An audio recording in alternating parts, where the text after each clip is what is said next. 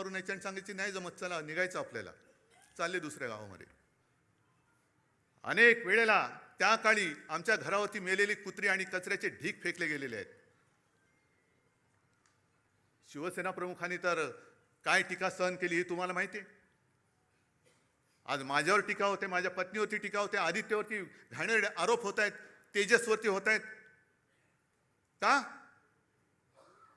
तर एका क्षणी ज्या वेळेला भाजपने दगा दिला तेव्हा मला जबाबदारी स्वीकारावी लागली मुख्यमंत्री पदाची, म्हणून हा जळफळाट झाला. तुम्ही नाही, तुम्ही मातोश्रीने फक्त वाढायचं काम करायचं, जेवायचं काम ते करणार. जे काय मिळेल, मंत्री मीच झालो पाहिजे, मुख्यमंत्री मीच झालो पाहिजे, माझं ड्युट कार्ट खासदार झालं पाहिजे, मंत्री झालं पाहिजे, मातोश्रीने भोगायचा मातोश्रीला अधिकार नाही. नाहीच आहे, आम्हाला नको आहे काही. पण सोसायचं किती?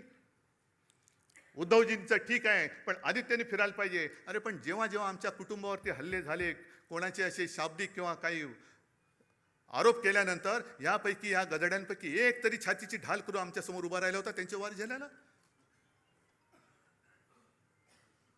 आज जी काही गद्दारी झालेली आहे, मी त्या वॉर्डातल्या तमाम